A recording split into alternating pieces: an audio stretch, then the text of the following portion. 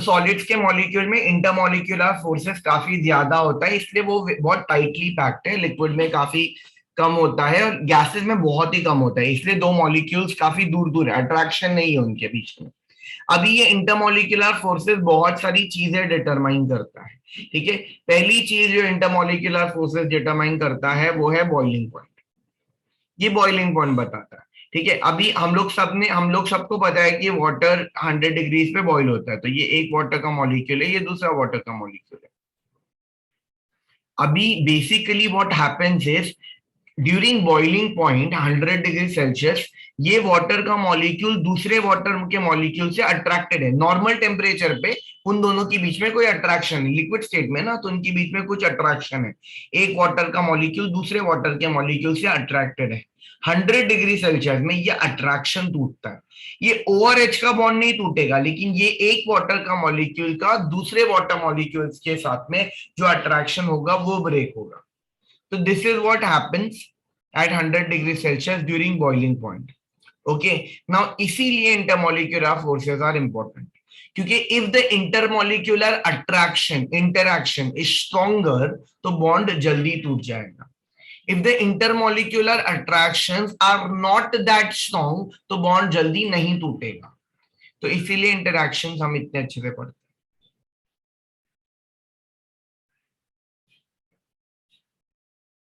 जैसे for example water के बीच में अट्रैक्शन काफी ज्यादा है, तो उसका बॉइलिंग पॉइंट 100 डिग्रीज है, लेकिन एसीटोन के मॉलिक्यूल का दूसरे एसीटोन मॉलिक्यूल्स के साथ में ज्यादा इंटरैक्शन नहीं है, ज्यादा एक दूसरे से बातचीत नहीं करते हैं, तो ये दोनों मॉलिक्यूल के बीच का इंटरैक्शन इज वेरी वीक, तो इनको तोड़ना आसान है। इसीलिए लिक्विड एसीटोन को गैस में कन्वर्ट करना is very simple.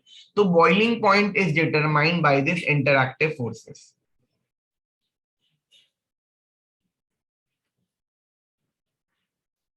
We'll come to the interactive forces after some times, but उसके पहले in this particular lecture we are going to see gas laws. But before that, let us see some of the properties of solid, liquid and gas.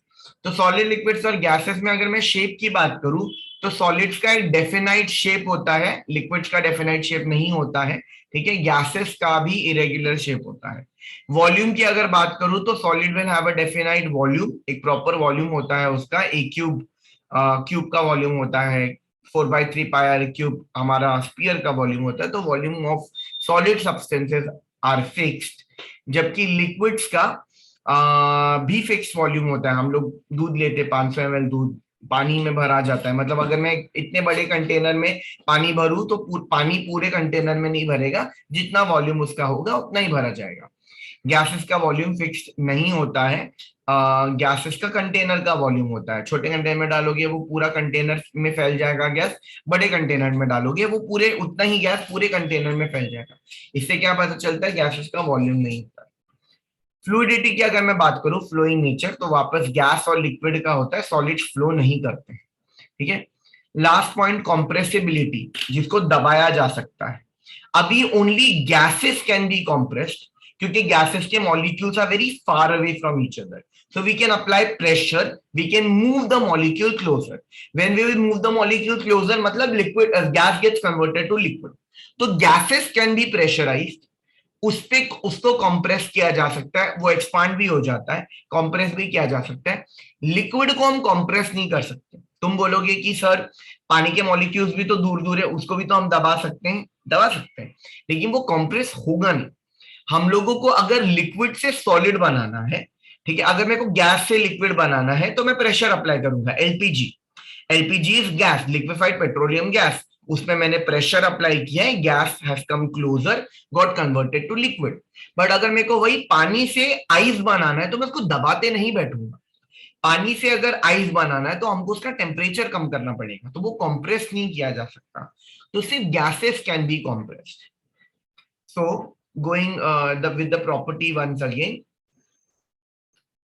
यहाँ पे shape solids का fixed होता है, ठीक है, जबकि लिक्विड्स एंड गैसेस का fixed shape नहीं है, takes the shape of the container.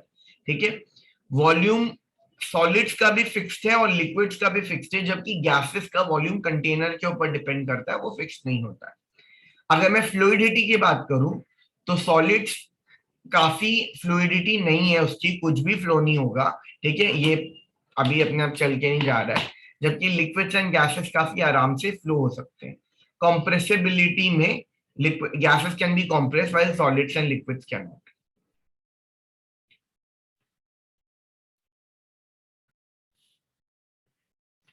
One more point we can discuss over here is about interactions and kinetic energy, that is intermolecular interactions and kinetic energy. So intermolecular interactions for solids is maximum.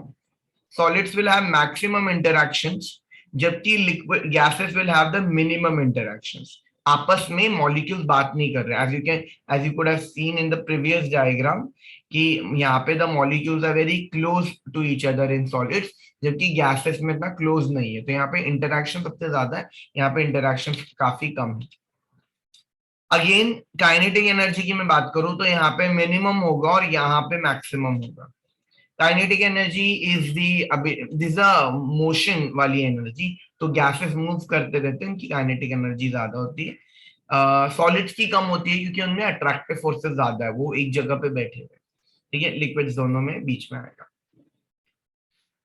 Okay, so we have done the basics of solid, liquid and gas.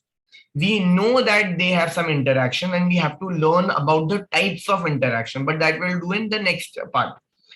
Currently we are going to do the sums, we are going to do gas laws, but before we do gas laws we need to understand some measurable properties of gases.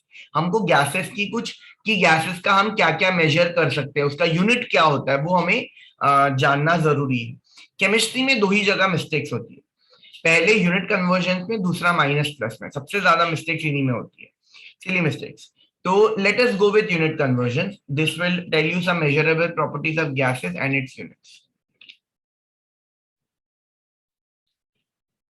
तो measurable properties of gases, पहला measurable property is volume. Okay, अब volume अगर मैं simple language में बोलूं तो volume इस length का cube. Okay, side cube, you can just say volume of a cube is length into length into length. Cuboid का वॉल्यूम होता है length into breadth into height, या फिर अगर मैं स्पीयर का वॉल्यूम बोलूं which is 4/3 pi r cube. Radius is also indirectly length only. Length इनका यूनिट हम मीटर में लेते हैं तो वॉल्यूम हो जाएगा मीटर क्यूब, ये तीनों भी मीटर में आएगा तो ये हो जाएगा मीटर क्यूब। यहाँ पे रेडियस भी हम मीटर सेंटीमीटर में ही लेते हैं, 4/3 पाई तो कांस्टेंट है तो ये भी मीटर क्यूब ही आ जाएगा।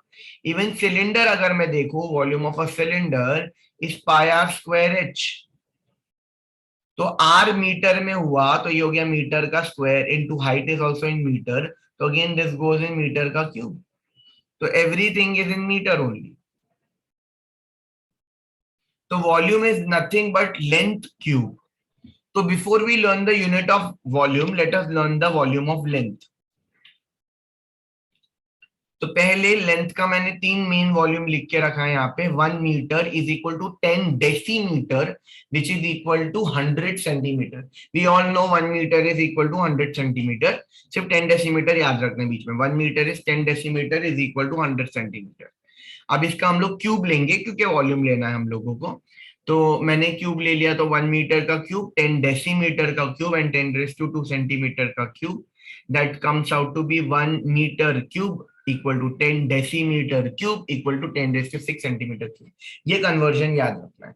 1 metre cube is 10⁻3, decimetre cube equal to 10⁻6 centimetre cube. Now हमने वॉल्यूम में बहुत कॉमनली जो हम इंडिया में यूज करते हैं वो है लीटर मिलीलीटर, बराबर। आधा litre, 1 litre, 2 litre. Litre millilitre is very famous.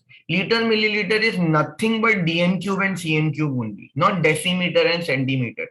Decimetre cube and centimetre cube, यही डीएम क्यूब ही लीटर है। 1 dm cube is only 1 liter and 1 milliliter is only 1 centimeter. तो वही 1 meter cube is 1000 liters equal to 10⁻6 milliliters.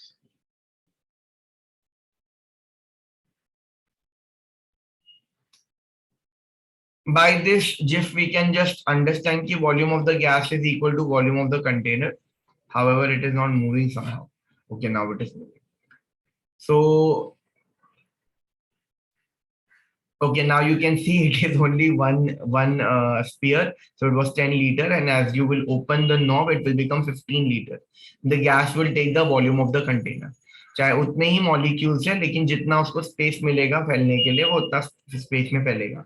तो gas का कोई खुद का कोई वॉल्यूम नहीं होता, वो कंटेनर के वॉल्यूम के ऊपर डिपेंड करता है.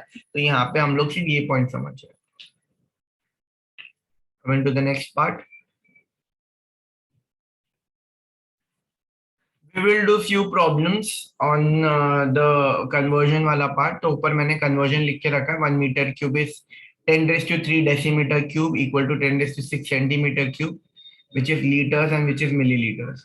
We need to convert 5 meter cube in liters and milliliters. So direct बोलो आंसर तो liters में it will be 5 into 10 raised to 3, milliliters में it will be 5 into 10 raised to 6. Let's just go with it. अगर नहीं समझा है properly तो 1 meter cube is 10 raised to 3 liters, so 5 meter cube will be by liters. Cross multiply किया 1 into y, 5 into 10 raised to 3. That's your answer. 5 meter cube will be 5 into 10 raised to 3 liters. ठीक है. Next 1 meter cube is 10 raised to 6 milliliters. 5 meter cube will be y milliliters. So y is going to be 5 into 10 raised to 6 milliliters.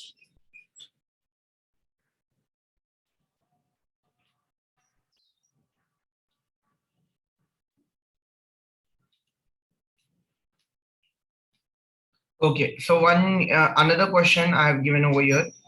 Convert 8 milliliters to liters and meter cube. This time milliliter has to be converted. So 1 meter cube is 10 raised to 6 milliliters. So मैं milliliter के नीचे milliliter लिखूंगा, तो मेरे को 8 milliliter दिया है.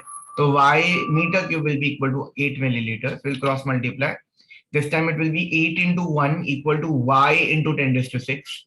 Y चाहिए तो 10 raised to 6 दूसरे तरफ आएगा by, and anything by ऊपर जाके minus हो जाएगा. So it is, the final answer is 8 into 10 raised to minus 6. Simple identity, meter cube. अभी दूसरा, we know 10 raised to 3 liters is 10 raised to 6 milliliters. I'll just divide by 10 raised to 3. So it will be 1 liter will be 10 raised to 3 milliliters. 1 liter is 1000 milliliters. So y liters will be 8 milliliters. 8 चाहिए. So 8 into 1 equal to y into 10 raised to 3. So y by 10 raised to 3. So this comes out to be 8 into 10 raised to minus 3 meter cube. This is our answer.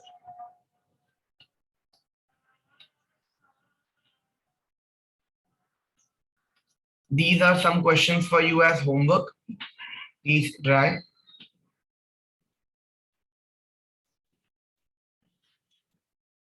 I'll show you the answers in case if you have not understood.